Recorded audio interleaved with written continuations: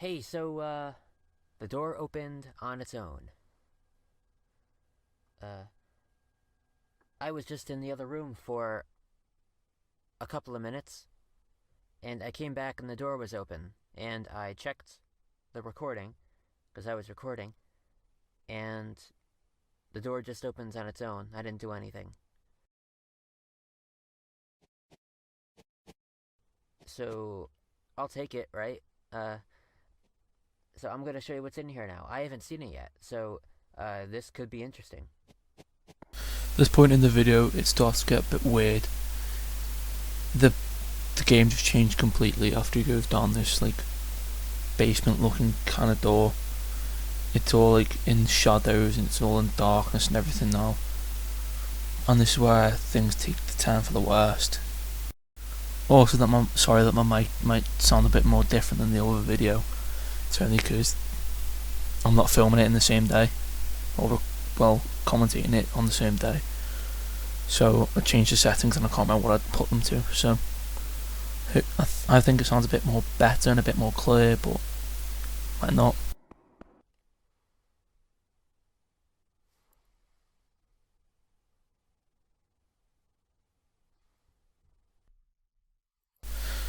You can see that the room is quite dark and isolated. Like he's on his own, obviously because he was before.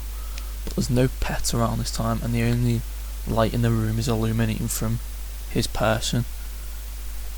So yeah, this is where it starts to turn into a bit of a weird game and not the bright and friendly game that we came to know in the first video. Huh.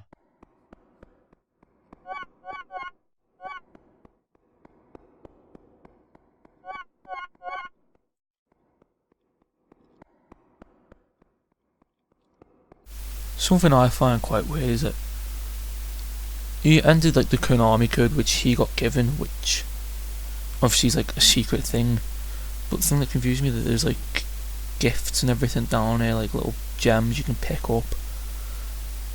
It's like, why are they put down there if they're not supposed to be down there, unless someone thought, oh, just to have some fun, they might just put that in. If you get what I mean. You get what I mean?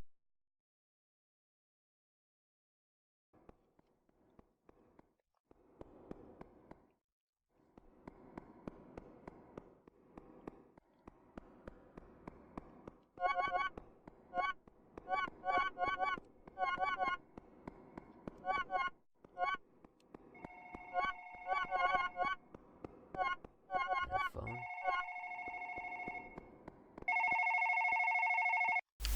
Something's also a bit odd that a phone just starts randomly ringing, like out of nowhere. Like who could be calling it realistically? Think about it like that.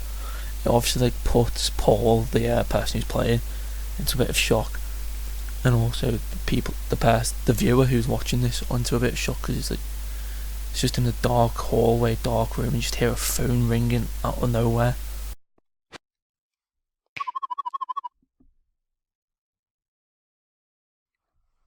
What is this?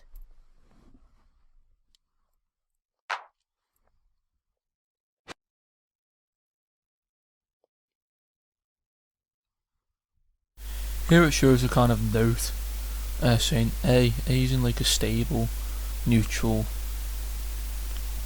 state. B is like a bit more rugged, a bit more like how would you say it, like concerned.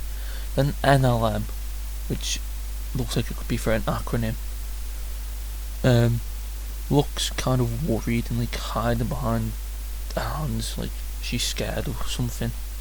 This could be the three states of care who's apparently left the room. Could be a person's name. ABNLM.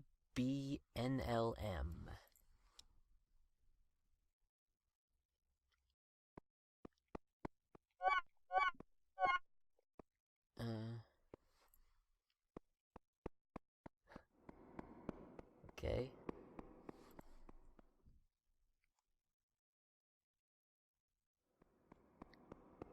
Nothing.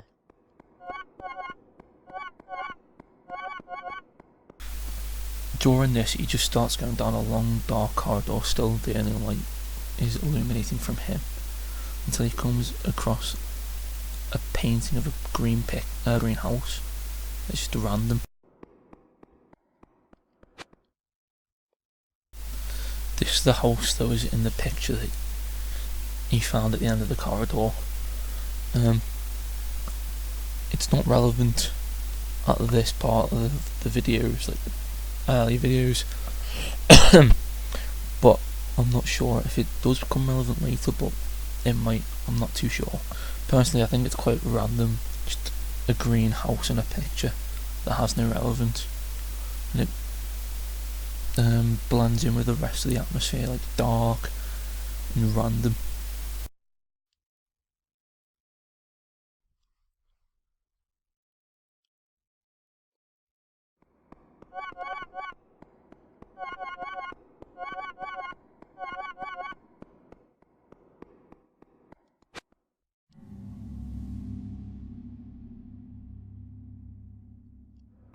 Also, this comes up. It looks like a house. Not a house. It looks a bit like a school. But also, it's a bit random, or a block of flats. But this looks quite dull and quite depressing, just like the rest of this bit of the game. So yeah, that matches how the aesthetic.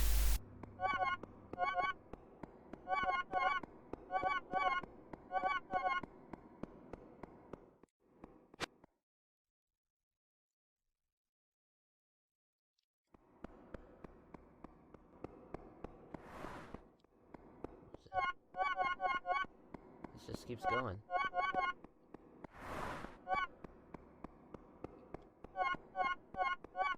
To be honest, I'm probably wrong, but I've started to notice that Paul hasn't spoke as much as he did in like the first, and his voice is one a bit monotone and depressing.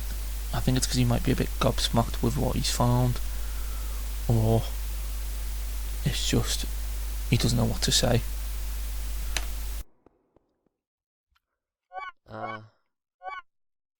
Yeah?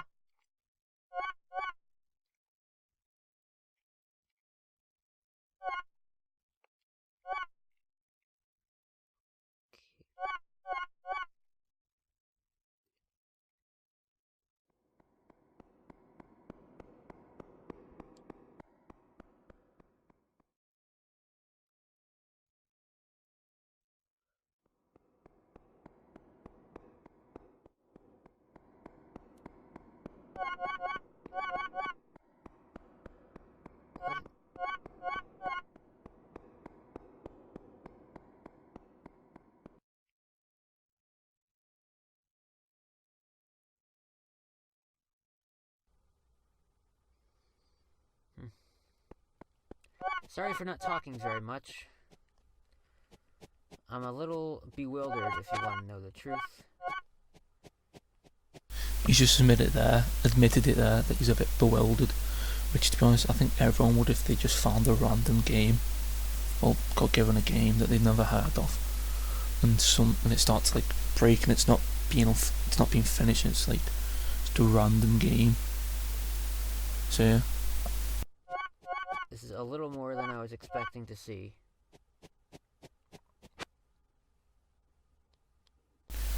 Paul is about to say like the best social commentary ever said ever.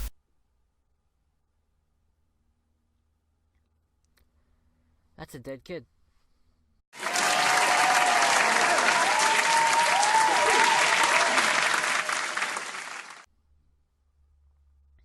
Yes, he was. His dad is a dead kid. He was 7 years old. He was apparently a gift, which is hence why there's so many gifts around this game. It's shown that his spirit is still around the game of Petscop, which is kind of shocking and worrying. Yep.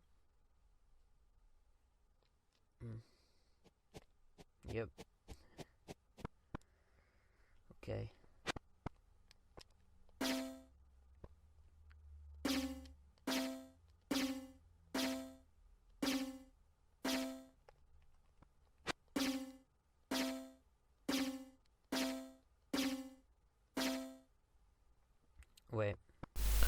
During this part of the video, Paul just goes into a random shed room, starts picking at a dandelion, and every other petal, it's a high note, then a low note.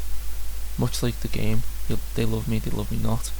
Also, he leaves on love me not, which also could mean, like, NLM, nobody loves me. Like the note he found when Care was apparently missing.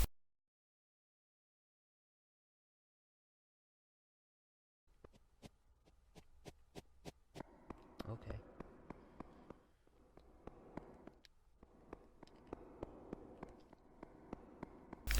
This looks like it could be Care. I can tell that because the state she's in, it's like the NLM state in the note, in the room where Care was apparently found missing.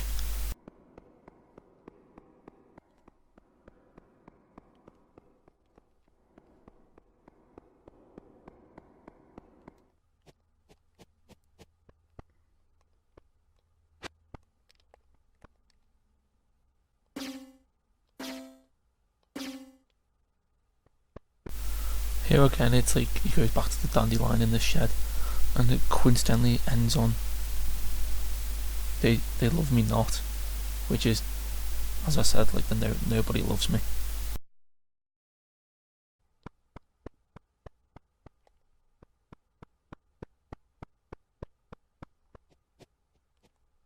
Mm.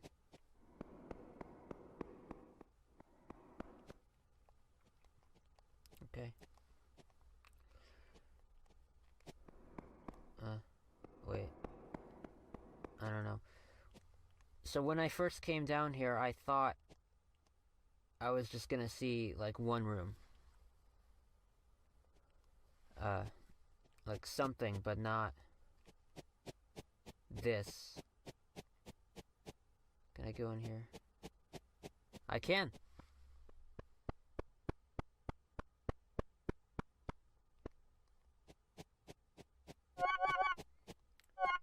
Um,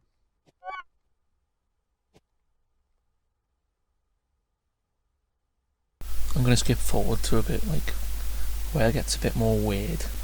You start to come into this room where he sees drawings of like a thing that looks like one of Captain Olimar's little sprite things on the walls. what?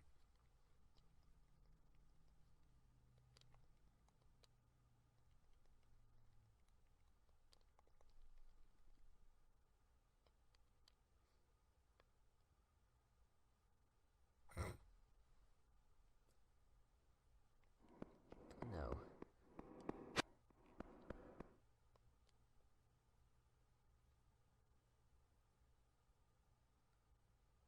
Okay.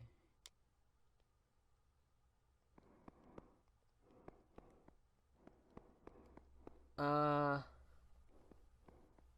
Uh. As you can start to hear, Paul starts getting confused and starts nervously laughing when the windmill doesn't respond to him, but when it does, it tells him to carry on watching the windmill.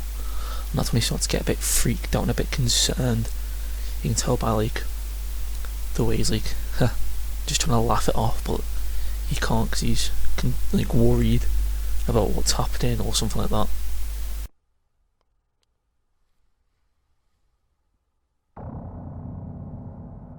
Oh.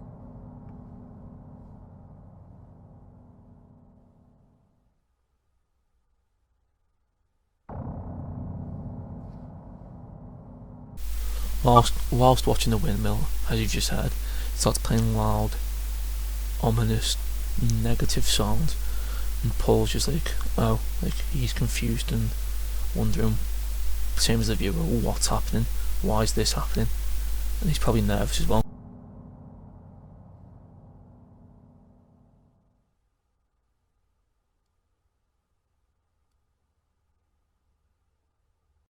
Alright, so it's been like 2 minutes. And when those sounds were playing, there was nothing happening as far as I could tell, and nothing has happened since. So I'm just gonna keep going. there's already been stuff that I could dig a little deeper into, and I'm gonna do that, and keep you updated. I know I keep mentioning this, but he sort of sounded a lot more worried than he did in the first video. I know I'm repeating myself a lot, but he said he's found stuff that he needs to dig a bit deeper into. So there's obviously stuff that we haven't seen that he doesn't want to put in, because it might make the viewer uncomfortable, and it's also obviously made him uncomfortable by the way he's speaking about it. But also, when you come home next month, and hopefully you're feeling a little more enthusiastic about that now, we can investigate this together, and maybe you'll find stuff that I can't find here. You should just address someone personally saying, "Oh, when you get home next month, I hope you're a bit more enthusiastic and you find stuff I can't find." So this has just proved my point that I was speculating in my first video and the Petscop's channel's first video, saying that he's talking to someone specific and he wants this to get to someone, and he wants someone to watch this.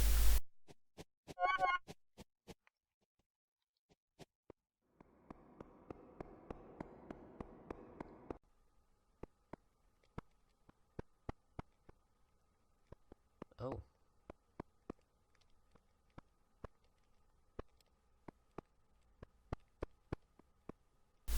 This is where it gets even more weird. He just came across someone that looks exactly like him, but it looks like a child's drawn that face. It's like, then it starts repeating everything he does until one specific bit, which is a bit weird.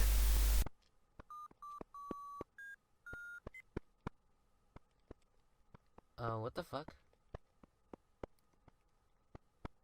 Wait a second.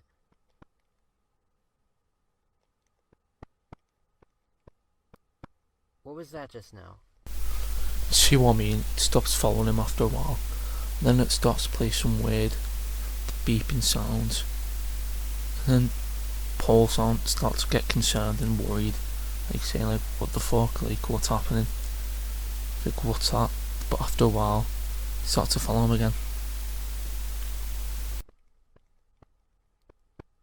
Can I get that to happen again? Wait.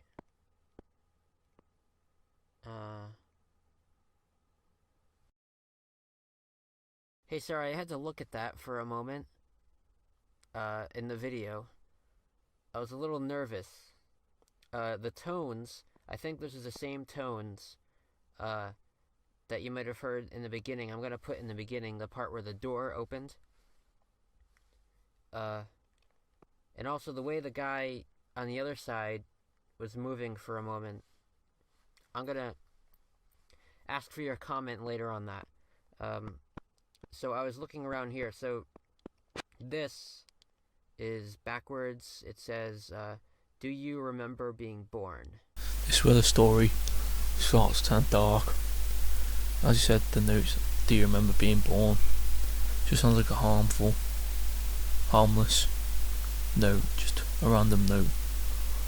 But it carries a bit of a story. As you can see, this is where the warning at the beginning of the video starts to come in play. I know it's like, there's a thing called rebirth therapy. It's when, no, I'll try and find what it is now. Rebirth therapy is another type of therapy which helps with attachment disorder, tries to help and treat it. And you're probably going, oh, it doesn't sound that too bad. But it's because where it's placed, where the note is placed.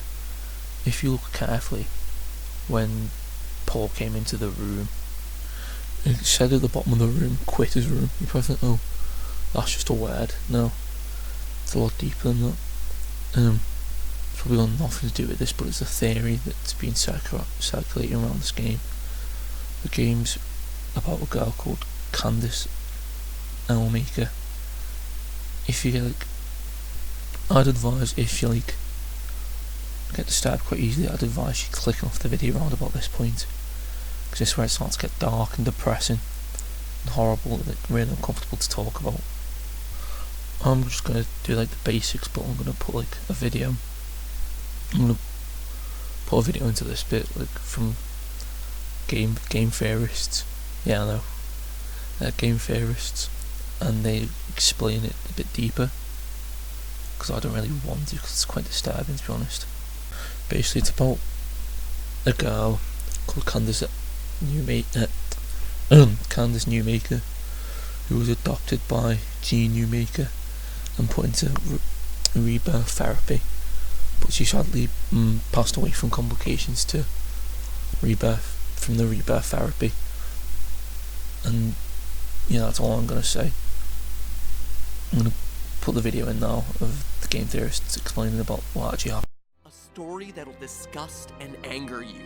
The story the game is trying to tell, the story I'm about to tell you now, is one that'll make you go cold, and why I left that disclaimer at the top of the video.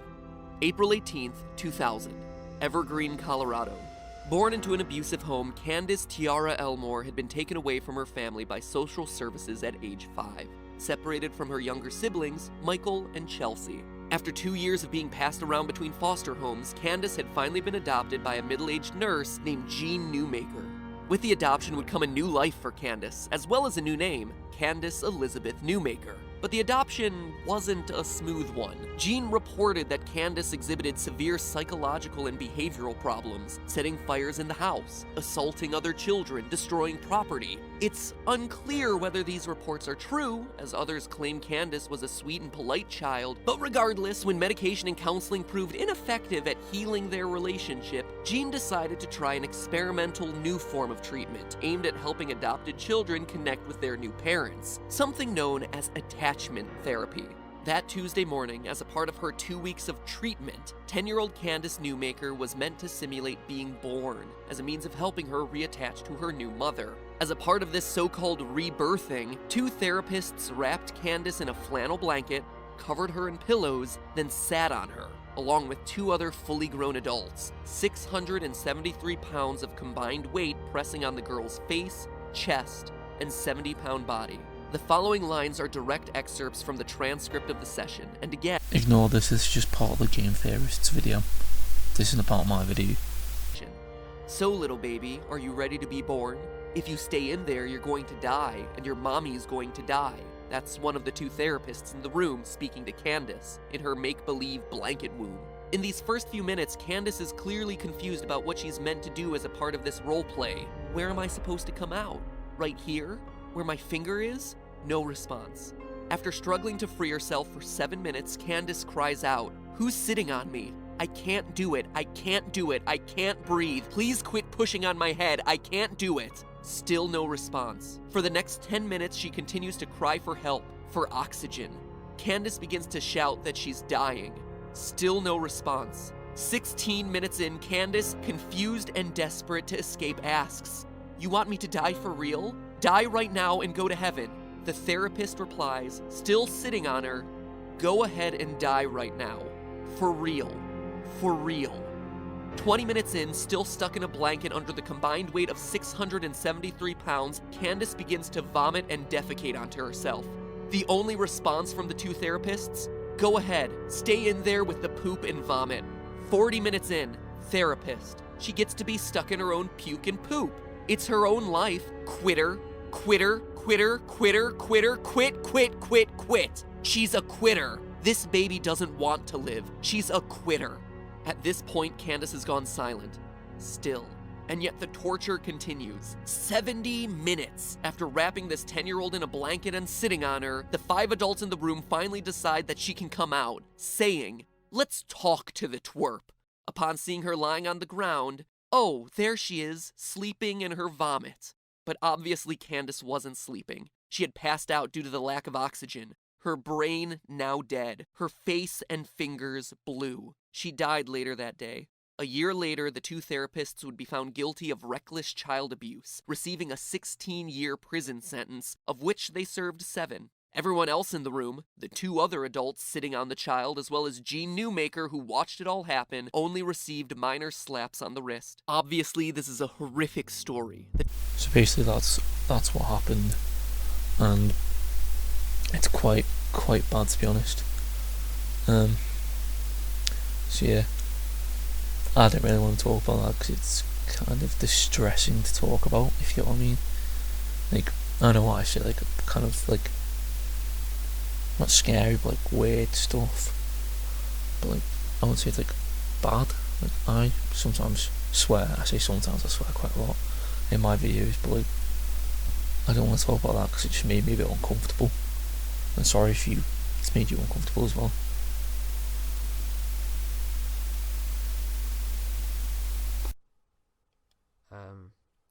And this just says quitter's room. So interestingly, I'm on the reverse side here. Yeah. Okay. He's even just said himself he's in the quitter's room. Like what the nurse said to Candice when she joined the rebirth therapy. The rest of the video, nothing much happens, to be honest. All he does is just walks down this corridor, then just goes outside, and then the video just ends.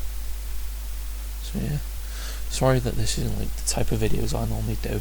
I normally do like funny moments, like, or commentary videos, like funny ones though, but like taking the piss out of people, just like having a laugh. But I've been wanting to do this for like quite a while now, and if you don't like it, then sorry. Just every so often I'll be doing one of these videos, then every so often I'll be doing the funny moments, and this is probably like, you probably haven't if you've watched up to this point, then fair enough. It's 20 minutes long. I wouldn't expect you to, but thank you if you have. This taking a while to do. Happy 2020. It's just turned 2020. It's the third of the first, and yeah, I hope you enjoyed the video, and goodbye.